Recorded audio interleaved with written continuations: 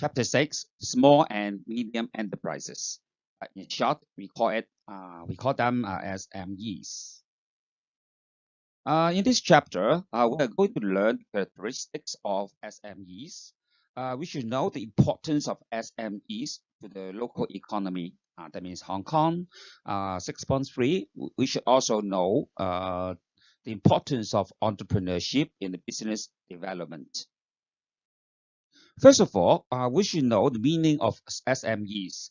SMEs are companies which are independently owned and operated, are not dominant in their field of operation. We look at these two examples. For small offices and for small shops selling small stuffs, we know that they are usually owned by a small number of owners. Maybe they are operated by sole owners or partners or a limited number of owners, or what we call shareholders in private company, the firms of private limited companies. But you should know that because of its small size, they are not dominant in the field of operation. That means the market share is very, very small in the whole market. Now we come to the major characteristics of SMEs. First, the staff size is very small. For manufacturing business, the staff size is less than 100 people. For a non-manufacturing business, such as retailing, wholesaling, or service industries, the staff size is less than 50 people. Remember these two figures, 100 and 50. Remember these two types of firms. One is called manufacturing firms, another non-manufacturing firms. Remember, non-manufacturing means those firms which do not produce goods or products, but maybe such business has pay much concern on service industry. Second, SMEs are owned by single individuals. They are typically sole proprietorships. They may also be partnerships or small private limited companies. Remember, limited companies can be classified into private and public. The number of owners for a private limited company ranges from 1 shareholder to 50 shareholders. For public limited company, of course, the minimum number of shareholder for a public limited company is 1, but there is no limit for a public limited company. So usually SMEs may be small private limited companies. Maybe the shareholders ranges from the number of shareholders range from 1 to 4, 1 to 5, even 1 to 10. It rarely finds that the number of shareholders can be as high as 50, 60, 70, because when there are so many shareholders who own the company, this may lead to conflicts on disagreement, so SME cannot be run properly. Number 3, SMEs are operated and managed by the owner. Since the managers of small businesses are typically the owners, they are in a position to make business decisions. As a contrast from SMEs to public limited companies, which are usually managed by a board of directors. There is a special characteristic for public limited companies is that there is a separation of ownership and management. Do you remember in the chapter of forms of ownership, we should know that the ownership and management in a big business such as public limited companies, example, Hong Kong Bank, Cafe de Coral, all these are listed companies. They have shares in the stock market. The owners are the shareholders of these companies, but such shareholders may not be able to manage the business. because of the lack of skills or the number of shares they are holding is only very small. So remember, going back to SMEs, because they usually operate the business and manage the companies. The owners of the SMEs will make the decisions themselves. Because of the small size of SMEs, the capital is very limited when compared to the amount required by big companies. Again, because of its small size and limited capital, SMEs cannot operate in overseas market. So the operations are only limited to local areas in Hong Kong. So what we call the operations are localized, and the operation are mainly operated in Hong Kong only. Okay, let us look at this multiple choice question. Which of the statements about SMEs are incorrect? Okay, when doing this type of questions, we should first put tick or cross when it is correct or it is wrong, so that when we see that the answers are wrong, we circle the answers.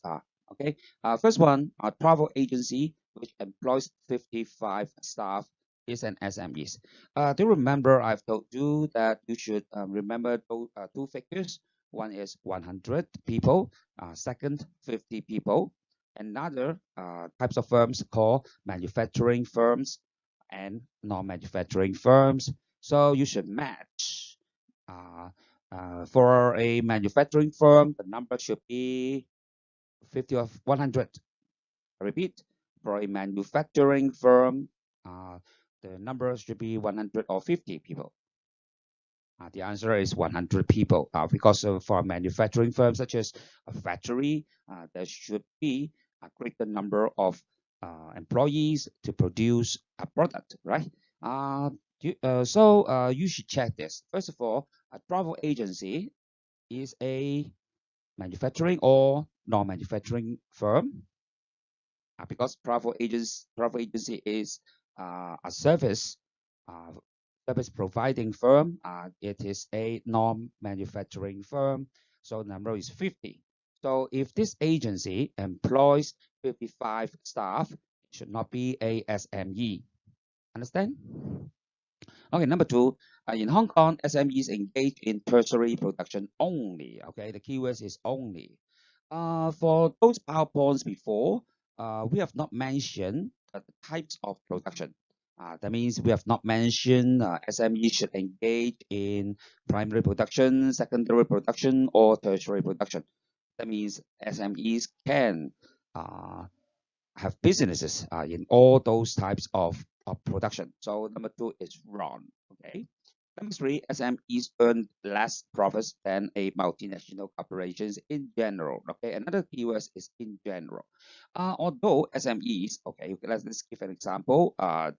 Okay, there is a stationery shop in Shanted Estate called Tinin Dim. Okay, even though this type of firm may make a profit, can we tell that the amount of profit for Tinin Dim, okay, this stationery shop, must be greater than let's take an example, McDonald's, because McDonald's is a multinational corporation, which have a lot of branches around the world. Okay, of course, the answer is wrong, right? Even though some shops or some McDonald's operating in some areas around the world may be operating at a loss. In general, the profit made by McDonald's or around the world, on average or in general, must be greater than the profit made by that stationery shop. So number three is wrong. Okay, sorry, is correct because in general, SMEs earn less profits. Okay, the answer is 1 and 2. Okay, let's have a revision on the major characteristics of an SME. First one, the size is small. Second, the ownership is independent. Number three, the operation and management is independent as well. Number four, the capital is limited. Number five, the operations are localized in Hong Kong, as an example. Mm, okay. Okay, let's come to the advantages of SMEs. Okay, you should know the differences between characteristics and advantages and disadvantages. The characteristics may cover both advantages and disadvantages. I repeat, characteristics is a broad sense which cover both advantages and disadvantages. Let's say, for example, we are talking about a characteristic of a boy. Say, for example, there is a suspect who has stolen something from a shop at 7-Eleven. When the policeman asks you about the characteristic of that boy, if you are the witness, you may give some very specific and which is particular to that boy, right? You should not tell the policeman that the boy has eyes, nose, ears, wearing clothes. Okay, so. Okay. Also, you should mention some characteristics, such as the boy has a broken arm. Okay. Uh, the boy, the hair is very, very short, with some bald areas on top of the hair, a head, so and so, right? So the characteristics may be good or bad to that boy. Okay, once we are talking about characteristics, we should know that uh, it is asking you to give both advantages and disadvantages, which are particular that SME. Okay, number one, flexibility in management. A small business is more flexible in responding to the complex changing environment. It adapts to changes easily.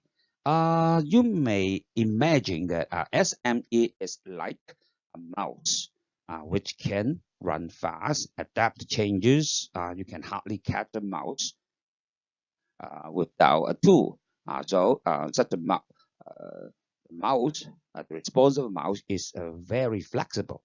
You can this as a for memory.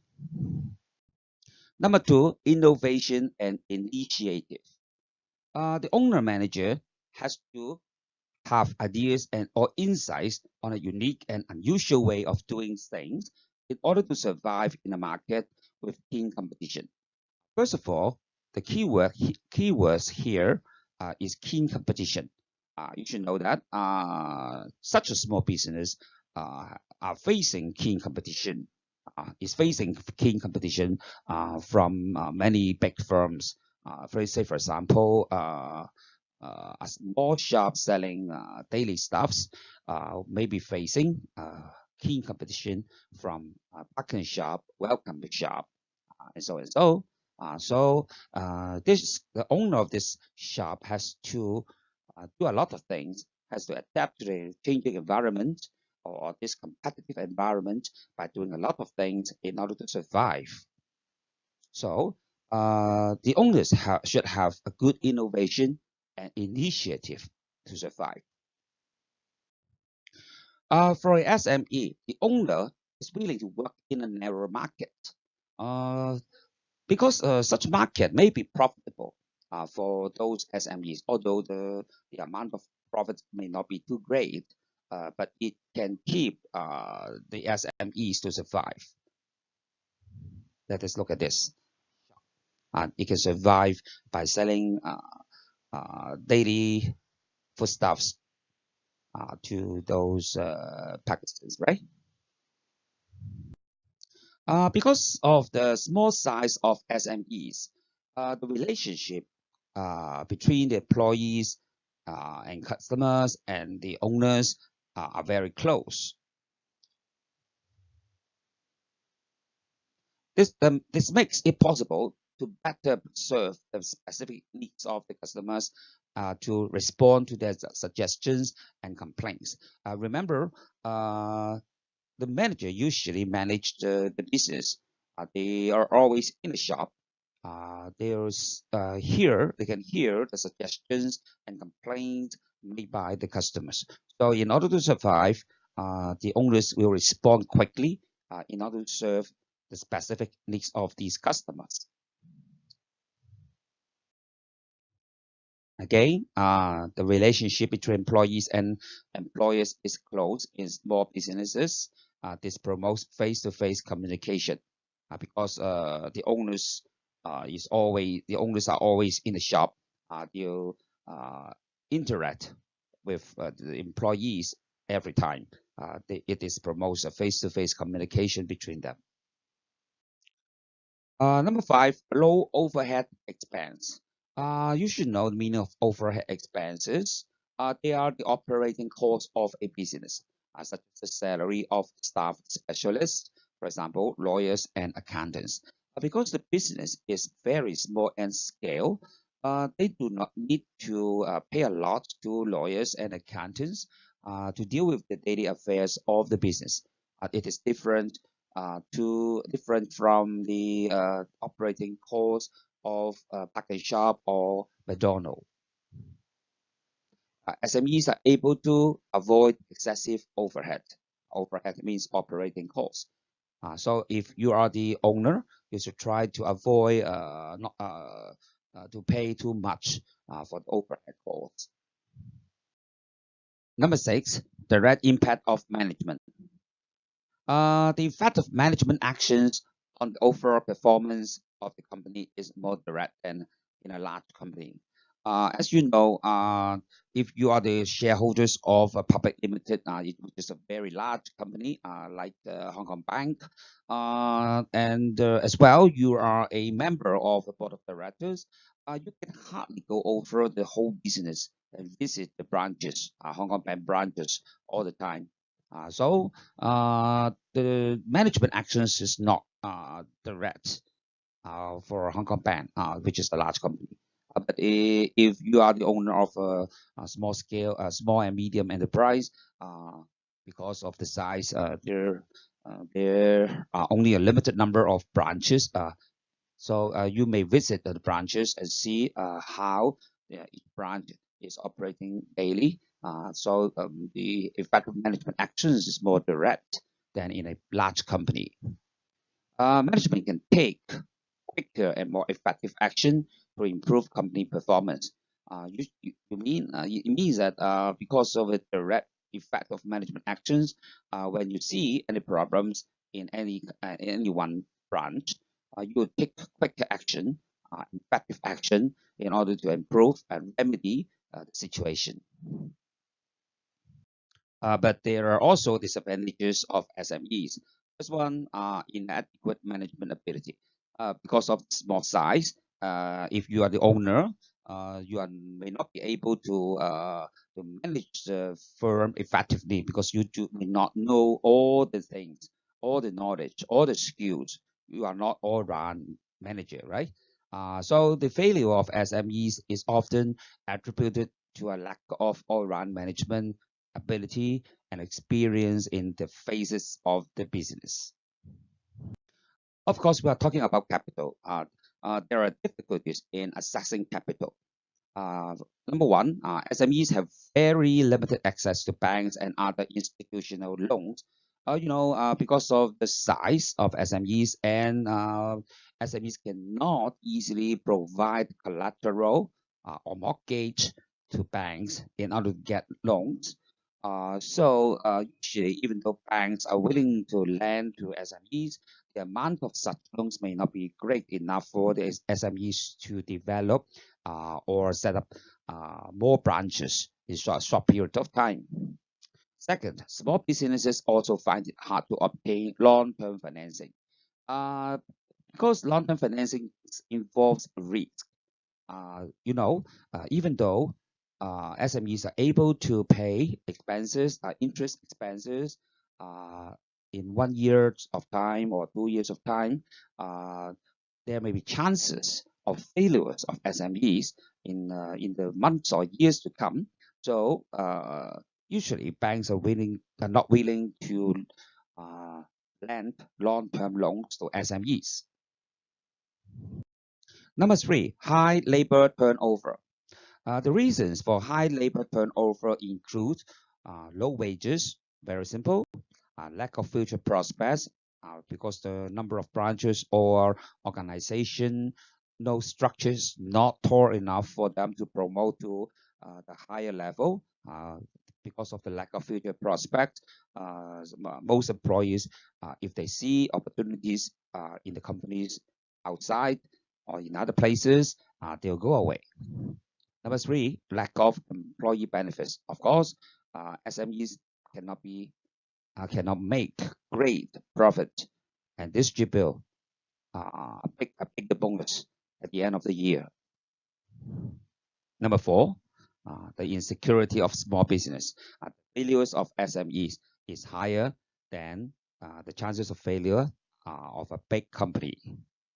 So the employees will feel insecure.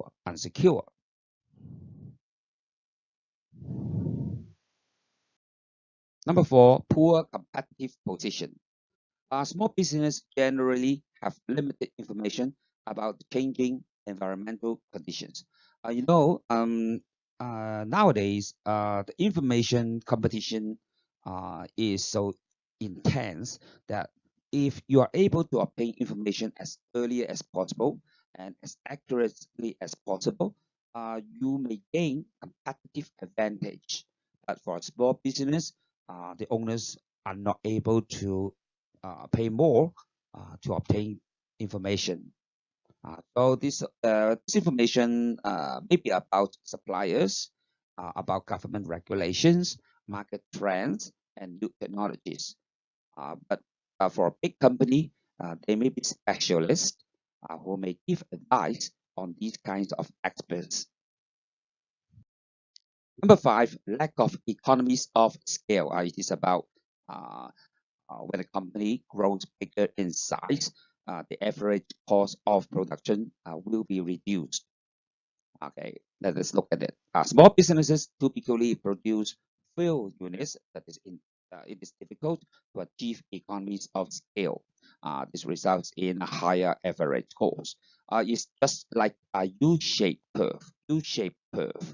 That means if the production is high, you will be on the left side of the U shape. Okay, at the end of the U shape, that means the average cost is higher for fewer units of production. Okay, examination drill, multiple choice. Which of the following is not a problem faced by SMEs? Okay, first of all, one by one. A, they lack the division of labor within the business due to the size of the company. Keyword is size. Of course, it is correct. The size is not big enough, but does not mean that SMEs cannot practice division of labor. Of course not, right? There are still a number of employees who may be in different positions practicing division of labor. So for A, it is not a problem. For B, they earn less revenue due to a low variety of products. Does it mean that SMEs produce a low variety of products, earn less revenue? Remember, if a company provides a wide variety of products, or you may say diversify these products. That means, say for example, when producing a certain kind of toy, if you try to make it more attractive, you may produce this toy in different number of different colors. Say for example, this you may produce the toy in red color, another the same kind of toy in yellow color, in purple color. But remember, the cost of production will be higher because you have to buy a number more different kinds of color dyes to dye the toy, right? So the operation cost may be higher. So SMEs are not able to obtain enough capital or finances to provide wide variety of products. This is correct. But does it mean that SMEs earn less because of this? The answer is no. Because a wide variety of products is positive, right? But the revenue may not be higher because of a higher production cost as well. So if there's a sales may increase, but it's accompanied by an increase in production cost, the net profits cannot be increased. Okay, now B is not correct because SMEs may earn more profit due to a low variety of products. Okay, for C, they face unfavorable terms compared to large corporations. Corporations means companies when obtaining loans from the bank. This is correct, right? Banks are not willing to make big amount of loans to SMEs. D, they are vulnerable to changes in the external environment. It is correct because the information obtained by SMEs is limited. Okay, let us look at the case. Trend of upper floor shops. Look at this. It's called 銅鑼灣書店. It is a box shop, which is situated in the upper floor shops. Let us think. Why do some entrepreneurs choose upper floor shops for their businesses? Entrepreneurs, you're going to learn it in later PowerPoint. Entrepreneurs are those people who are willing to take risk to business. Okay, just like you say, someone who create a business. Why? Why? Say for example, if you are one of the entrepreneurs, why do you set up your business in upper floors? The answer is simple, right? Rent is very high. Rent is very high in Hong Kong. Number two, industrial buildings also provide spaces for them as factories relocated to China. That means because of the high rental costs, many factories have already moved to China. It left a lot of vacant space for such kind of shops to establish. Do you know that some companies operate war games, another restaurants, okay, furniture shops, and so and so. Okay, number two, upper floor shops are usually popular with which type of business ownership? Which type of business ownership? You are asked about sole proprietorship, partnership, private limited company, public limited company, so and so. Okay, the answer is easy. Okay, sole proprietorship or partnership, or some small private limited companies. Number three, what are the advantages and disadvantages of operating an upper floor shop? Advantages, very simple. Lower rent than the lower floor shop, and the space is more for them. But disadvantage is the customer flow is low because customers are not willing to walk upstairs. It is very uncomfortable for them to walk upstairs. What characteristics of SMEs do an upper floor shop fit?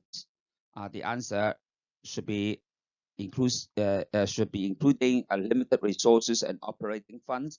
That means that SMEs do not have much resource and are good enough of funds. Number two, it serves niche market or provides specialized goods and services. Niche market means narrow market, a very small market, which allows SMEs to survive. Or specialized goods. That specialized means a low variety of products. Number three, take initiative because the survival of the firm lies on the effort paid by the owners. Number four, high flexibility, just like a mouse. It is about adaptable to changing environment. Okay, let's come to 6.2, the importance of SMEs to the local economy, that means to Hong Kong. First one, you provide job opportunities. SMEs provide job opportunities and employ many unskilled workers and workers with lack of experience. The keywords are unskilled workers and unexperienced workers. Let us think of package shop. Package shop. The employees in the package shop, as you think, are usually low unskilled workers or unexperienced workers instead of skilled employees like accountants, engineers, architects, and so on, right? B, introducing new products. SMEs introduce many new products, which raises competitiveness.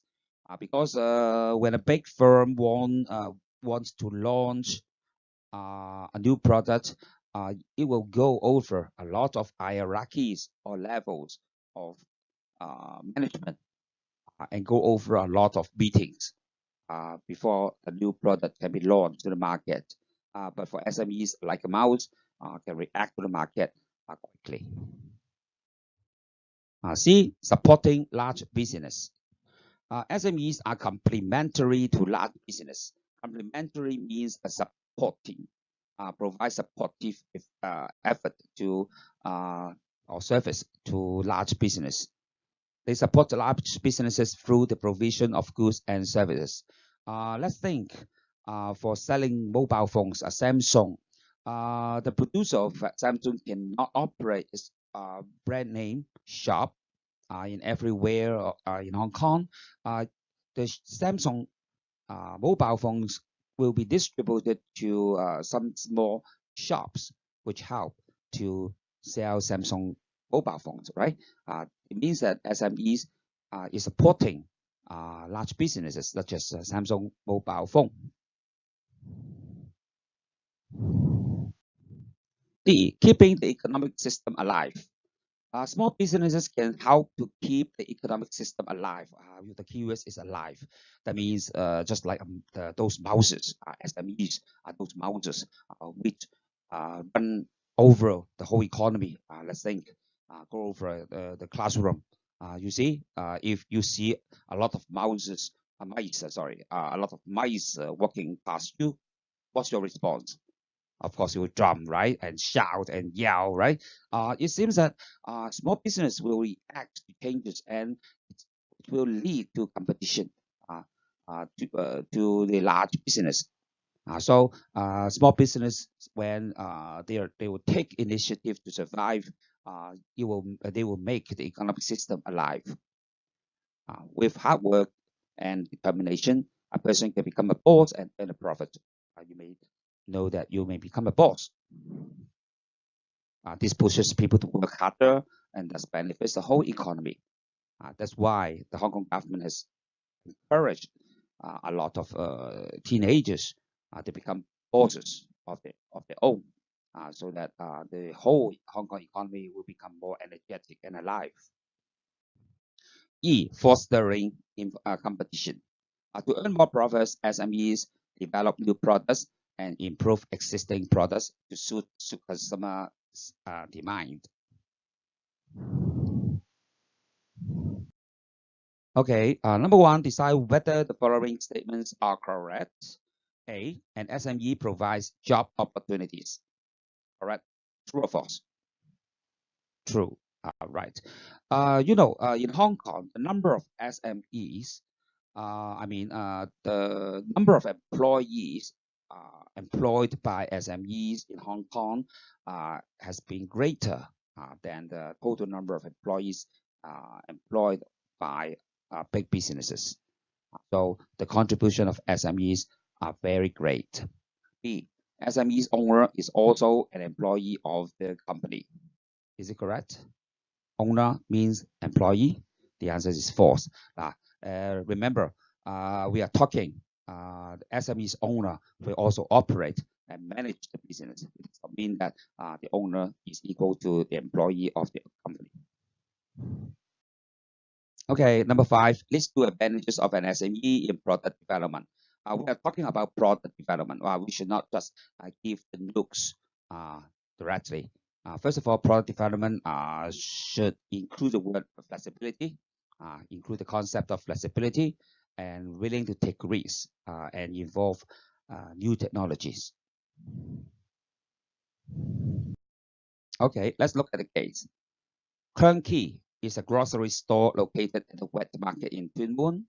Man Kearn is the sole owner of the grocery. Man Kearn works in the shop and employs 2 neighbors as part-time staff. Kearn Key mainly sells well-known soft drinks, beers, ice creams, and canned food. Question. Explain how Kearn Key demonstrates the contribution of SMEs to the Hong Kong economy. First of all, you should come across notes and study all those points. But remember, when answering cases, you should not give all points directly. You should see which point matches this situation. Look at this. You see part-time staff, it means job opportunities. Sells well-known soft drinks. Well-known soft drinks, that means a big business, right? That means a supportive role for big businesses. Okay. Let us look at the answer. Right? We read it correctly? Provides job opportunities, employs 2 neighbors as part-time staff. Second point. Secondly, they support. It supports large companies because it helps to distribute products of large-size food and beverage manufacturers. Remember, write down firstly, comma, complete sentences. Secondly, complete sentences. Okay, let's just go to the last part, 6.3. The importance of entrepreneurship in business environment. Entrepreneurs are people who combine inputs of natural resources, labor, and capital to produce goods or services for profits. Just like a hawker, a very famous example is hawkers. Hawkers are good examples of entrepreneurs because hawkers are people who combine inputs of natural resources. That means labor and capital. That means hawkers will invest the capital for buying stuff to be sold to students, to the others, right? So hawkers is a good example of entrepreneurs. Entrepreneurs are very important to foster innovation because they like to take initiative in business development because entrepreneurs try to react quickly and innovatively and take initiative to develop this business. Otherwise, they will not survive. So they are willing to turn new ideas into new products to provide more choices for customers. Well, entrepreneurs will foster positive competition because they are willing to take risk. They tend to adapt to new ideas and launch new products to develop their businesses.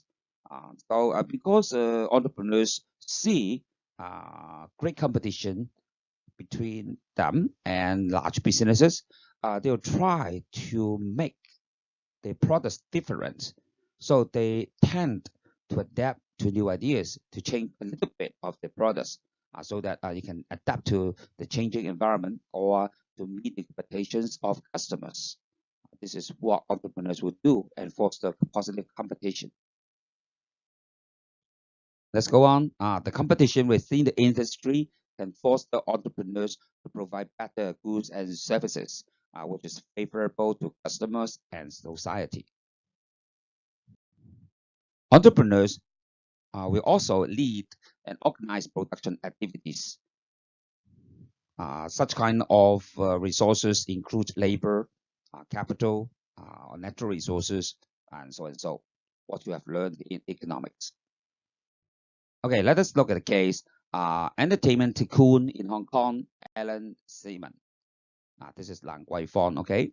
Very famous restaurants are selling alcohol. Number 1, explain the characteristics of entrepreneur that you can find in Alan Seaman. The detail of the case can be found in textbooks. We will not come across the details of the cases, but you may check it out one by one. First one, Alan has a strong desire to succeed. For entrepreneur, who has also strong desire to succeed. Allen decided to spend $32 million, a great amount of capital, okay, to purchase a building in Lan Kwai Fong after the success of the restaurant California. He see the chances and see the business opportunities in Lan Kwai Fong. Now he becomes the tycoon of Lan Kwai Fong now. He is willing to take risk because she is a foreigner. He moved to Hong Kong to start a garment trading business at the beginning. Number three, he was adaptive to new ideas. He has launched a development plan and added new activities to Ocean Park. He has been the chairman of Ocean Park, and he has given a lot of new ideas to Ocean Park to survive and make a big profit in the past years. Number two, as an entrepreneur, how did Allen contribute to Hong Kong? The contribution of entrepreneur to the local economy. Number one, foster competition, because he opened bars to satisfy business demand. Second, he organized production activities by renting the building for opening restaurants. Three, he also fostered innovation within the business because he has launched new development plans and added new activities and attractions to Ocean Park. Do you remember the Halloween festival in Ocean Park? We are talking about the risk. What kind of risk Allen faced? First one is called credit risk. Credit means if the customers are able to repay the debts. Credit, okay, that means credit card. That means once somebody has lent you money or granted some period of time for you to repay, but you are not able to repay on time, this is called credit risk. Second, interest rate risk. The interest expense may increase as banks raise the interest rate. In Hong Kong, because of the link exchange rate system with the USA, if the USA increases interest, Hong Kong has to follow. Right now, you see there is a high chance of interest rate rise in the days to come. You see the interest expense will become higher. This may add to the operation cost of business when they have already made a lot of loans. See, exchange rate risk. The exchange rate between Hong Kong dollar and renminbi affect the cost of importing goods from China. You see, many foodstuffs and many imports mainly came from China. When renminbi, the exchange rate of renminbi have increased, that means renminbi has appreciated. It means we have to pay more amount of Hong Kong dollar to buy the same amount of renminbi. So if the exchange rate fluctuates, there is a higher risk for an entrepreneur to run a business. Number five, public policy risk. Once we are talking about public, it means the changes in government policy. If the government policy has changed, we have to face some risk. The Hong Kong government has added some terms for land developers to have some space for aged homes, for homes for aged. I mean, for the homes or for the aged. That means if you are the developer, you have to leave some space for those homes for the aged, which may not be profitable for them. So it is a kind of public policy risk for a land developer.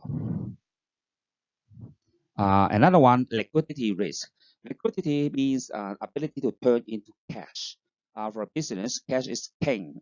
If you cannot get cash on time, you'll not be able to repay the debts. Especially short-term debts is very important because if banks call loans and you are not able to pay on time, the banks will you will declare bankrupt by the bank. That's the end of chapter 6.